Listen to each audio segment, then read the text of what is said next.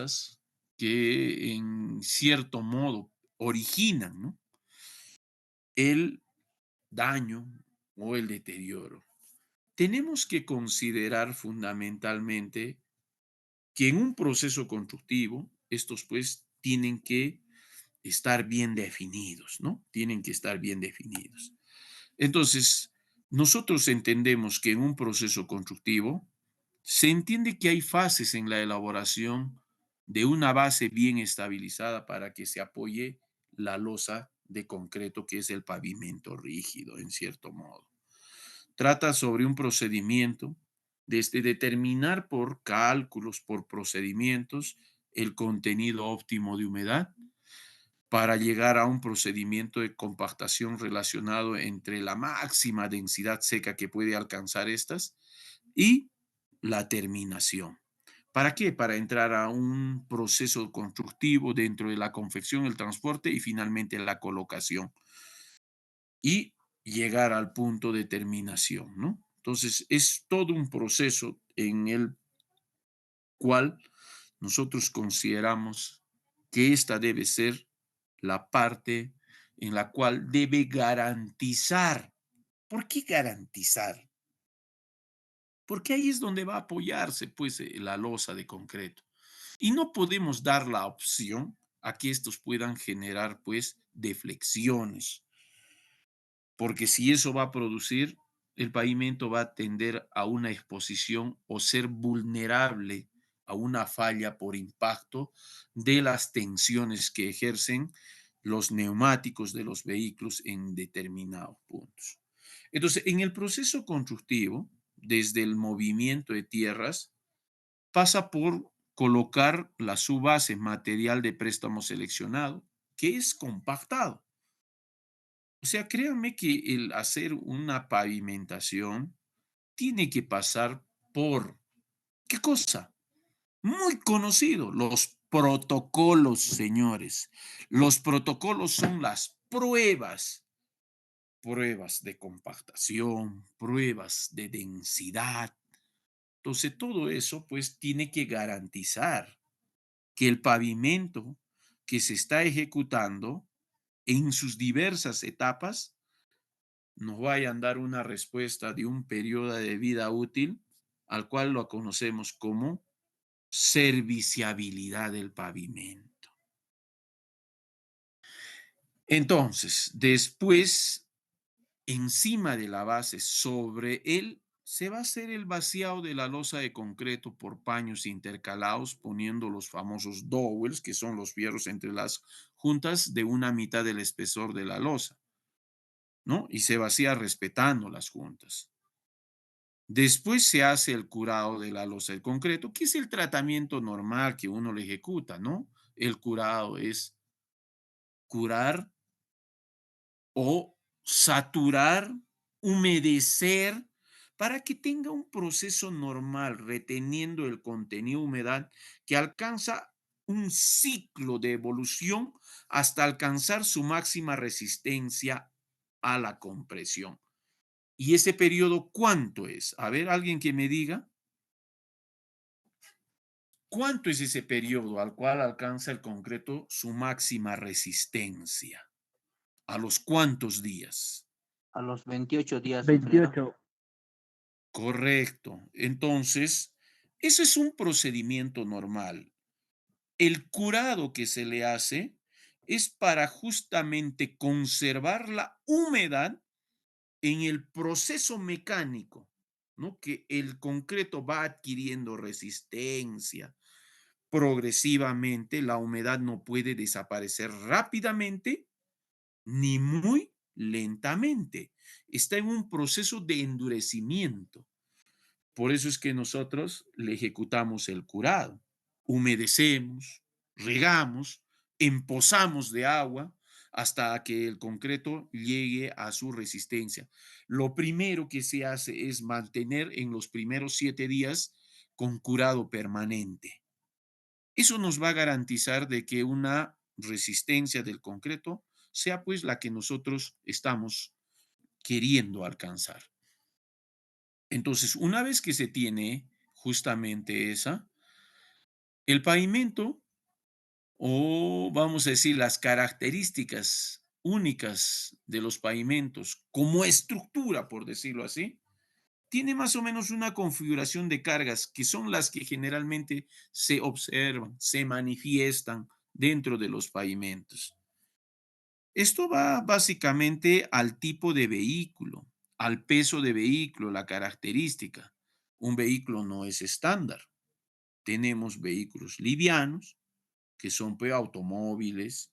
Tenemos vehículos semipesados, ¿no es cierto? Que son esos vehículos que le sirven para carga, pero no son muy grandes.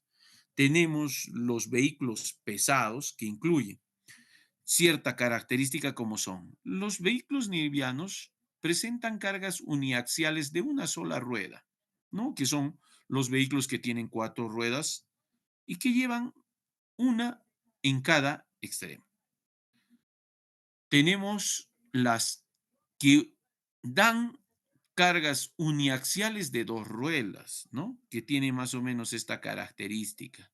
Hay vehículos que manifiestan este tipo de características de vehículos, perdón, de neumáticos y también vehículos de carga, ¿no?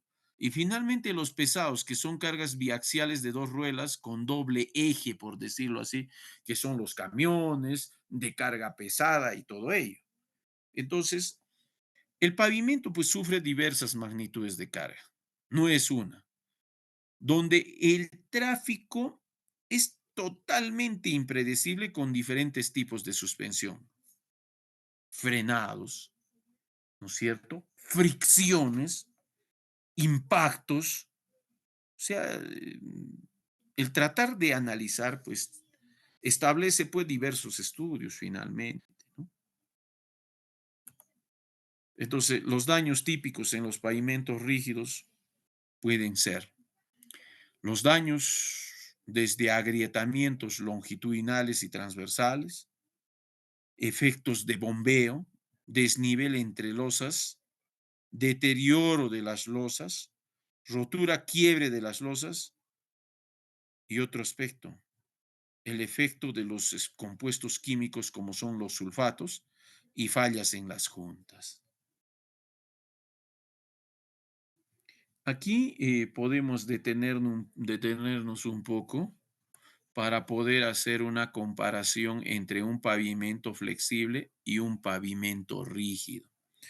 ¿Por qué las opciones en este sentido? Podemos comparar aspectos que de repente condicionan el uso de uno u otro material.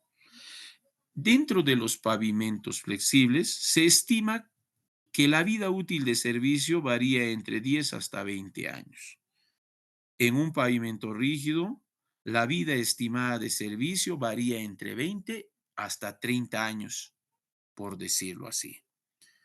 En zonas donde no hay muchas precipitaciones pluviales, puede inclusive extenderse mucho más. Los costos en pavimentos flexibles o los costos iniciales son bajos, mientras que un pavimento rígido son altos. Los pavimentos flexibles requieren de un mantenimiento continuo, mientras que los pavimentos rígidos requieren de mantenimiento continuos, pero son mínimos. Primordialmente las juntas nada más, ¿no? La reparación en pavimentos flexibles es fácil, pero continuo, si no se hace mantenimiento.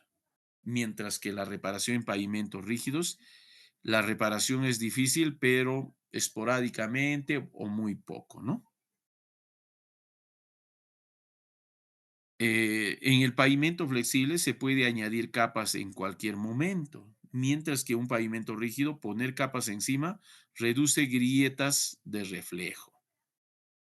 En un pavimento flexible no pierde propiedades antideslizantes. En un pavimento rígido soporta inundaciones y contaminación de la napa freática, ¿no? Puede ser o puede crecer. Es más suave y menos ruidosa. ¿M? Soporta un mayor rango de temperaturas el pavimento flexible. Requiere capas inferiores bien niveladas. Eso es fundamental.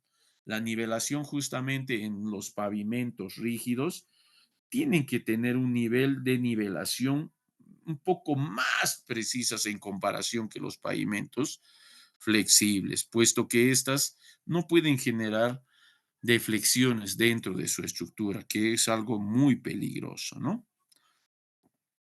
Bueno, esto creo que ya habíamos visto las funciones de la base y su base en un pavimento flexible, entendiendo de que un pavimento flexible está pues contemplado desde una subbase, base y la carpeta de herradura estabilizado por un material tratado, y un pavimento rígido condiciona en la aplicación de una base y directamente el pavimento o la losa de concreto, ¿no?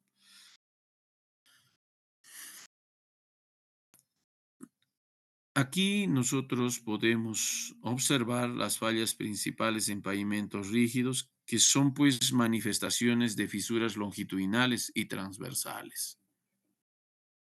Aquí por eso observamos, ¿no? Este es un daño típico, clásico, que puede manifestarse, ¿no? Ahora, al analizar un concreto, tiene que estar pues, de acuerdo a las características mínimas del diseño de mezclas, con proporciones ideales, alcanzando resistencias óptimas. Y el tema este, ¿de dónde pues apoya usted? No es como un elemento de concreto armado en viviendas o en estructuras. Estas van a estar constantemente a efectos de tensión, porque eso es lo que generan pues los vehículos, sus neumáticos, ¿no? Estas fisuras pueden tener sus orígenes o sus causas en la fatiga, que es el espesor de la calzada insuficiente y o la separación de las juntas excesivas. La reflexión de juntas o fisuras de capas inferiores o de losas contiguas, ¿no? La pérdida de soporte por erosión y el asentamiento diferencial. No podemos llegar a ese extremo. Ahora, una opción costosa, pero que funciona, es estabilizar por el método del pedraplenado. ¿Qué cosa? La estabilización de la flor rasante. En cierta medida nos da una garantía, pero es una cuestión muy costosa, porque si nosotros vemos, puede probarse alternativas para mejorar. El costo en carretera en nuestro medio o en nuestro país es muy elevado en comparación a otros países. El metro cuadrado es pues dos, tres, hasta cuatro veces inclusive, debido a que nuestras opciones no buscan alternativas pues, para poder dar una solución, sino que buscamos asegurarnos, por decirlo así, que el daño no se vaya a darse. Entonces, la primera opción, ¿qué cosa es? Y es lo que ustedes observan, acá en Juliaca, lo menos la opción del pedraplenado es lo que se utiliza, que funciona así, que es una estabilización que es una garantía, sí, pero en términos de costos, señores, el movimiento de tierras es muy fuerte, es bastante.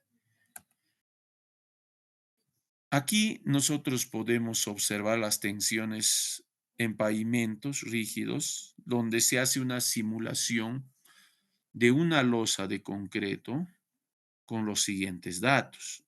El espesor de la losa es de 25 centímetros, que considera un largo de 4.5 metros y un ancho de 3.65, ¿no? Este es ancho de la calzada por carril, por decirlo así, alcanzando sometimientos de temperaturas que puedan llegar hasta los 0 grados centígrados, con cargas de 150 o pesos, por decirlo, de 150 megapascales por metro, y en cada eje simple de impacto que va a tener en este caso es de 100 kilonewton.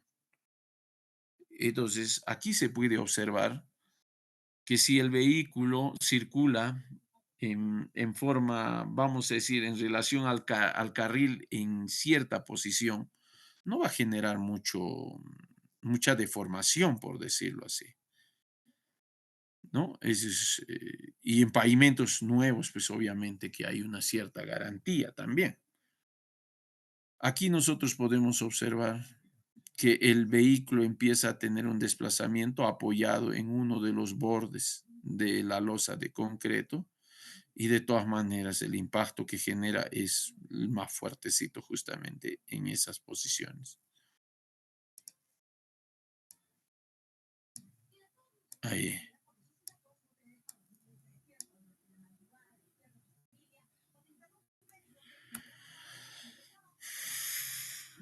Una teoría de la influencia de la rigidez de apoyo en las tensiones generadas.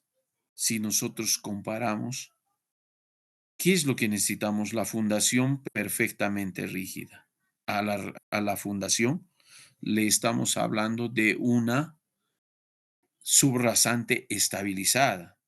¿Qué hemos hablado? Opción más rápida, pero más costosa, la estabilización del suelo mediante el pedraplenado. ¿Me va a garantizar el hecho de tener una base más rígida? Sí, probablemente sí. Pero acá hay dos problemas. Uno, debido a la rigidez de la fundación, la carga no genera deflexiones ni tensiones en la losa. En el otro caso, durante una carga medioambiental, la fundación no acompaña la deformación de la losa y se genera pérdida de apoyo.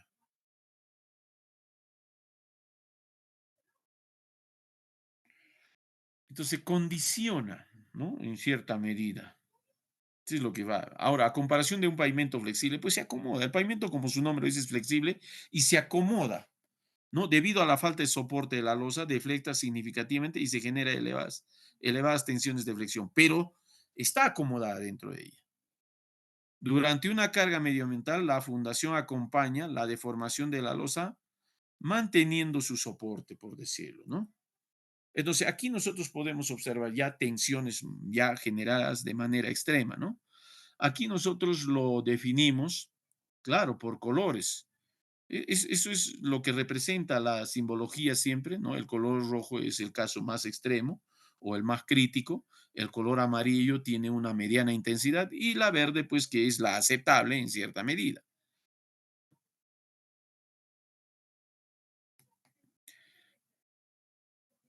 Una de las fallas principales en pavimentos rígidos es este problema de la erosión por bombeo y el escalonamiento. ¿En qué se basa? En el movimiento del agua con un material en suspensión. Como este tipo de pavimentos rígidos requiere de la colocación de juntas, entonces obviamente está expuesto a que las precipitaciones puedan filtrar por estas juntas y que en cierta medida puedan tener una acumulación debajo de los pavimentos. Y ese es un problema muy, pero muy grave. Ahí es fundamental el hecho de analizar que el drenaje esté pues bien establecido. Las causas que deben coexistir, en este caso, material fino capaz de extraer en suspensión arenas finas y limos. La disponibilidad del agua en las capas inferiores del pavimento y las deflexiones excesivas en los bordes y esquinas, ¿no? Este es el problema. Las fallas que se originan por erosión por bombeo, fíjense aquí, por efectos de cualquier situación, tal vez por precipitación, por las juntas ha ingresado agua y se ha estancado, ¿no? Se ha quedado detenido justamente en esta parte. Entonces, el vehículo y la carga puede afectar, ¿no? Ahí ustedes observan. Entonces, esto va a generar una pequeña deflexión y esto va a tender a subir, ¿no? Porque aquí está buscando justamente, ¿no? Entonces, eso es lo que va a manifestarse. Lo que va a hacer es que por ejercer es como una cuña, estas van a tener que en algún momento pasar. Y lo que hace es que el efecto de la carga, el agua que está presente, lo empieza a llevar al otro extremo.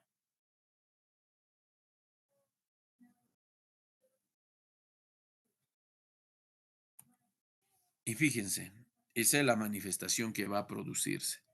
Se produce el bombeo y finalmente el escalonamiento, o sea, el desnivel entre una losa y la otra. Aquí está. Acumulación de finos y erosión de material. Se ha limpiado, en otras palabras. Esta parte se ha vuelto una forma movible, ha hecho que esto se eleve en la losa anterior y la losa posterior. Entonces, aquí genera una pequeña distancia, no están a nivel, que es el problema del escalonamiento. Y esto pues va a generar con caídas, esfuerzos de tensión que van a empezar a deflexionar la losa, ¿no?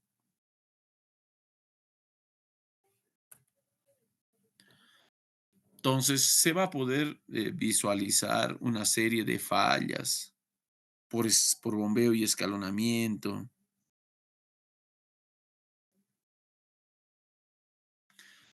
¿Qué es lo que se da, no? En cierta medida, ¿cuándo es necesario una subbase? En este tipo de casos, a veces con un terreno de fundación que tiene pues, ciertas características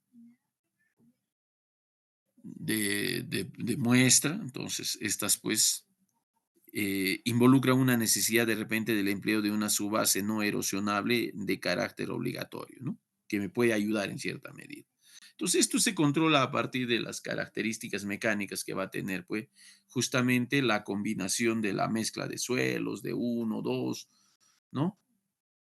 Eso es lo que va a darse, ¿no? Y aquí están las características. Y alternativas muy al margen de esto, que son subbases de hormigón pobre, ¿no? Se puede considerar. Son más duritos tal vez, pero es mucho también lo que puede considerar como costo, ¿no?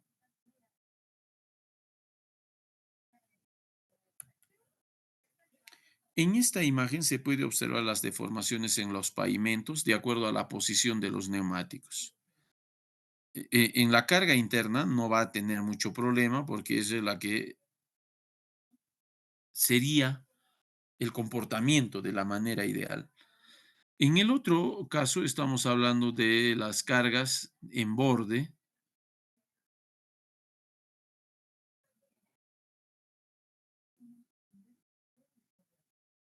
¿no? Ahí podemos usar las cargas internas, las cargas de borde, las cargas en junta,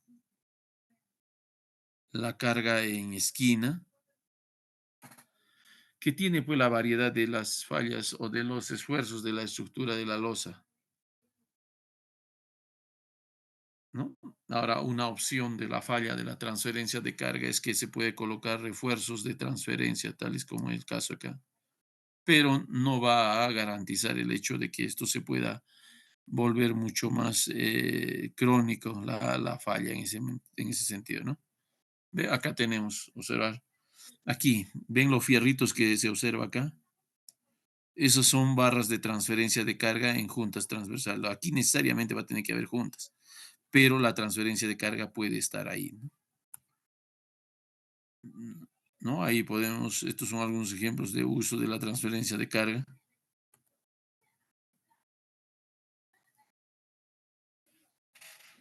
Bueno, en el análisis puede considerar un aspecto el sobreancho de la calzada, fuera del diseño.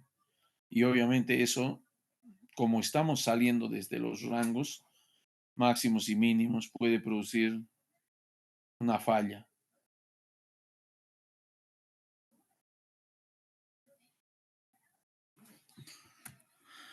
Ve, la influencia de la transferencia de carga puede ser un producto muy decisivo, ¿no? Mire aquí, bueno, no se manifiesta mucho porque son cargas internas, ¿no? En este caso, en esquina, en este punto.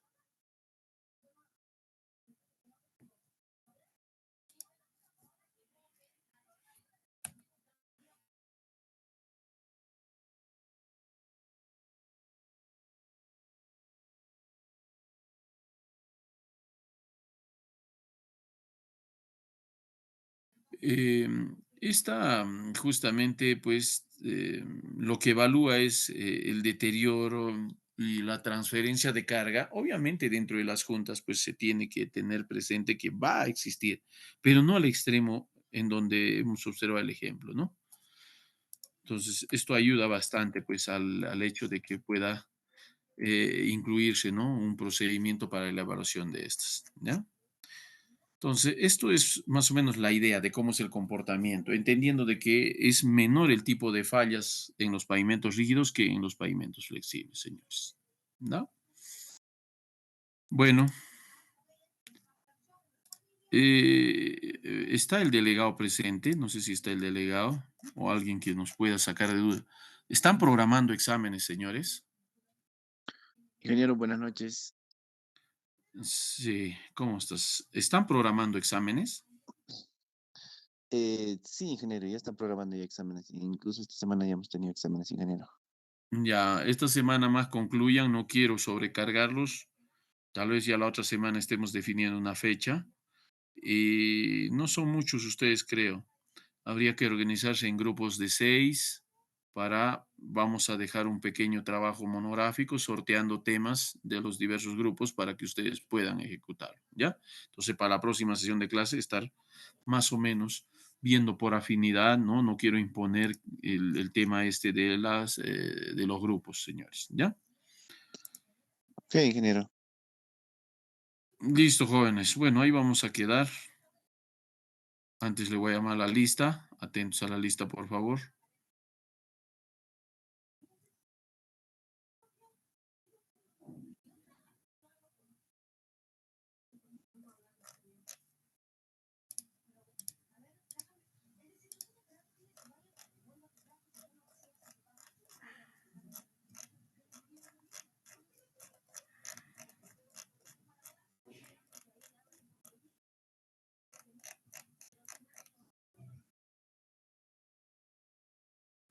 Arizuka, Presente, ingeniero. Belisario Barreda,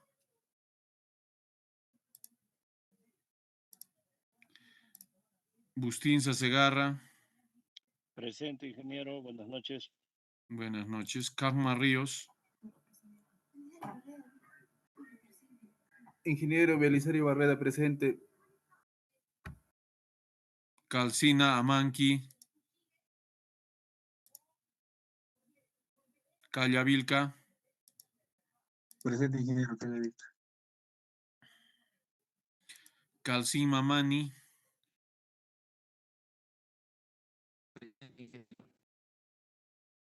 Carita Quispe,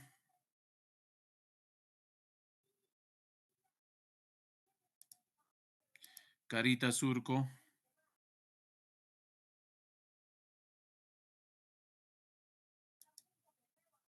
Cayo Berríos, Presente, ingeniero. Buenas noches. buenas noches, Cancapa Ceballos, Presente, ingeniero, muy buenas noches. buenas noches, Cari Carielar,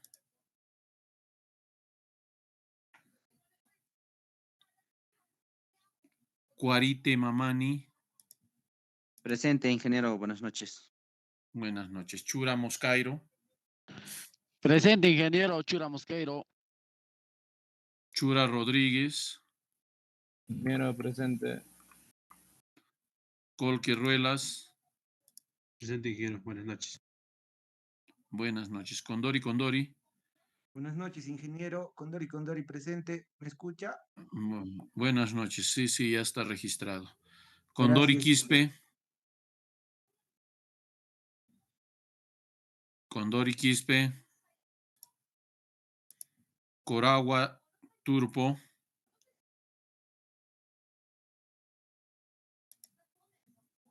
Cuno Montalvo, Diandera Espuma, Presente, ingeniero. Buenas noches. buenas noches, Díaz Chambi,